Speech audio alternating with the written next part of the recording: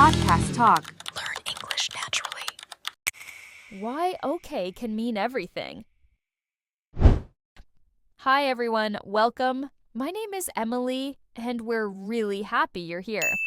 You're listening to OffScript English. Today we're having a real conversation, not a lesson, and we'll be talking about a very small word with a very big meaning. Hi, everyone. My name is Daniel. I'm really glad you decided to spend this time with us. The word we're talking about today seems simple, but in real English, it can completely change the mood of a conversation. That word is okay. We hear it every day. We say it without thinking. But in real conversations, okay is never neutral. It can sound warm, cold, uncomfortable, or even dismissive depending on how it's said. And that's what confuses a lot of learners. They learn that okay means agreement, so they use it everywhere. But native speakers hear much more than agreement. They hear tone, emotion, and sometimes tension. I remember a moment when someone asked me for help, and I answered, okay, nothing else. And immediately I felt something shift. My answer didn't sound kind. It sounded forced, and everyone in the room felt it. Exactly. The word didn't change, but the meaning did.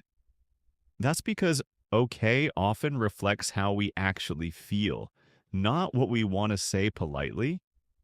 And that makes it a very powerful word. By the way, if you enjoy conversations like this, real English, real situations, please subscribe to the channel. It really helps us grow, and we genuinely love reading your thoughts and comments. And feel free to share your experience. Have you ever heard someone say okay and felt that something was off? Or maybe people misunderstood your okay. We're really curious about that. So in this episode, we'll talk about different okays, how they sound, what they signal, and why understanding this one word can make your English sound much more natural. We'll look at real situations, real reactions, and real conversations. So you can stop guessing what okay means and start understanding what people actually mean. One reason this word is so confusing is that we use it automatically. We don't stop to think about how it sounds. But listeners do. They feel it immediately. That's why the same okay can either relax a conversation or quietly shut it down without anyone saying a word. And what's interesting is that native speakers often react to okay emotionally. They don't analyze it. They just feel whether it sounds open or closed, supportive or distant. That emotional reaction usually comes before any logical interpretation. This is why okay often changes the direction of a conversation. After a warm okay, people continue talking. After a cold okay, they often stop. Not because they decided to stop, but because the signal feels final. I've seen this happen many times at work. Someone shares an idea. Another person says, okay. And suddenly the energy drops. No questions, no follow-up. Because that okay didn't invite more conversation. That's why context matters so much. Who says, okay, when they say it, and what happened just before. All of that shapes how the word is understood, even though the word itself stays the same. For learners, this can feel unfair. You say the correct word, but the reaction is not what you expect. That's usually not a vocabulary problem. It's a tone and timing problem. And the good news is that this can be learned, not by memorizing rules, but by listening. Listening to how people say okay in different moods and situations. That's how your ear starts to notice the difference. Once you start noticing how people use okay, you can't unhear it. You notice it in conversations with friends and meetings and small everyday moments. And you begin to understand that people often say okay not to agree, but to manage the situation, to move things forward, or sometimes to gently close the topic. And this is where English becomes much clearer. You stop translating words one by one. You start listening for intention, for emotional signals, for what the person is trying to do with that, okay. That shift changes everything because now you're listening like a native speaker, not like a student. And when you reach that point, simple conversations stop feeling stressful. You don't panic when you hear, okay.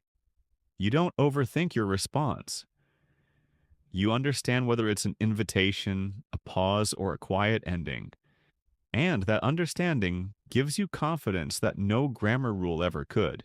What I find fascinating is how quickly people judge a situation based on okay. They don't ask follow-up questions. They don't check what you meant. They simply feel the tone and react. That's why understanding this word helps you read the room faster, even when very little is being said. And this skill is useful far beyond language learning. It helps in friendships, at work, and in everyday situations.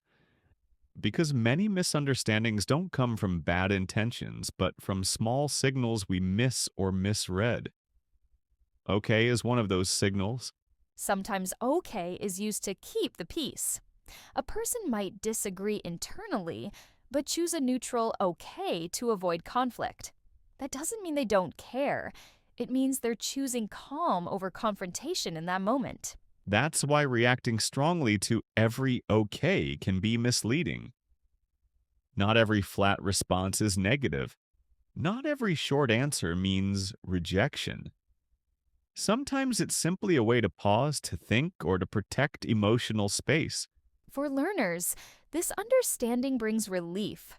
You stop assuming the worst. You stop blaming your English immediately. Instead, you begin to see conversation as a shared responsibility, not a test you have to pass perfectly.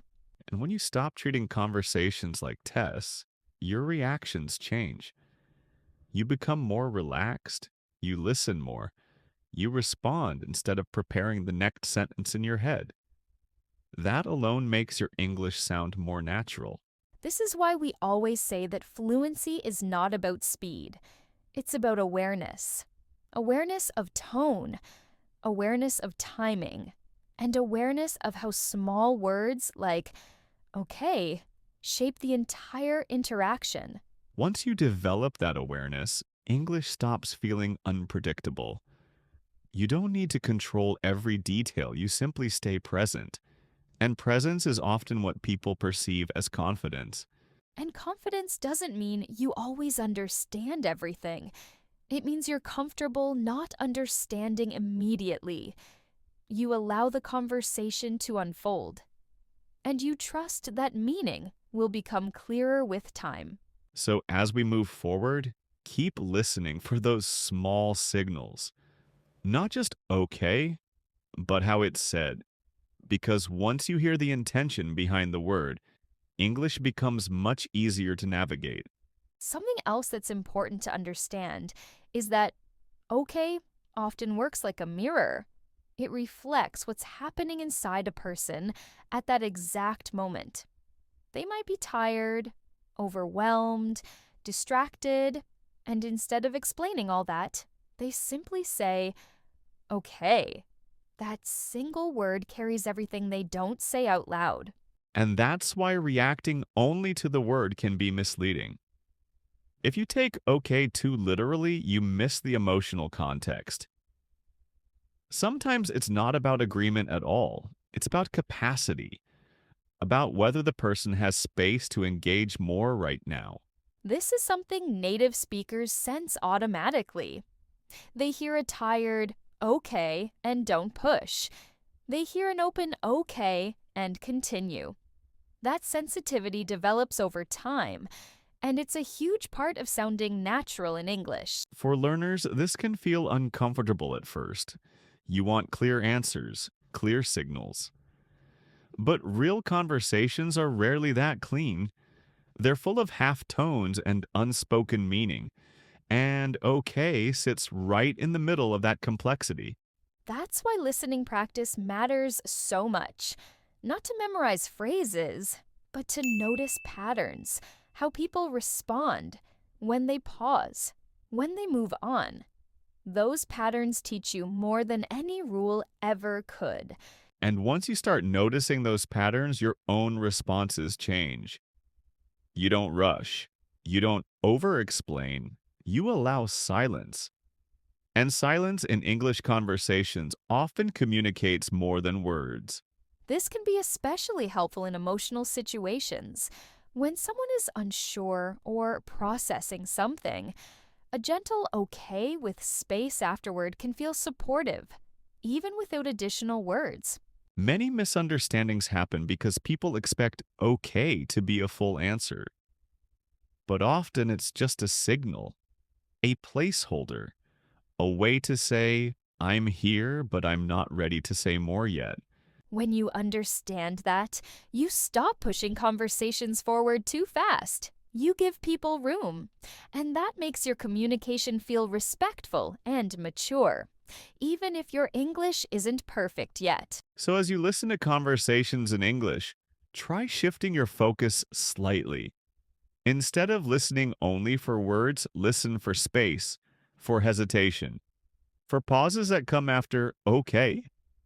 Because very often what people don't say carries just as much meaning as what they say out loud. I think this is one of the biggest differences between textbook English and real English. Textbooks focus on complete answers. Real conversations leave things open. And okay is one of the main tools people use to keep that openness without explaining everything. And that openness can feel uncomfortable if you're used to very clear structures. But over time, you realize that it actually makes conversations easier. There's less pressure, less performance, and more room to simply exist in the interaction. This is especially important in emotional moments. When someone is stressed or tired or unsure, a simple okay can mean, I hear you, but I need time. Recognizing that can completely change how you respond. Instead of pushing for clarity right away, you can allow the moment to breathe. You can pause, you can wait. And that patience often leads to deeper, more honest communication later on. When learners understand this, they stop feeling rejected by short answers. They stop taking okay personally. And that emotional distance gives them more confidence, both in English and in communication in general. Another thing that often gets missed is how okay helps people protect boundaries. Sometimes it's not agreement, it's not refusal either. It's simply a way to acknowledge something without committing to it. And that subtle middle space is very common in real English conversations. Yes, and when learners don't recognize that middle space, they can feel confused or even anxious. They think they did something wrong. But often, the other person is just keeping options open. Understanding this removes a lot of unnecessary stress from conversations. I've noticed that confident speakers don't rush to clarify every okay. They wait. They see what happens next.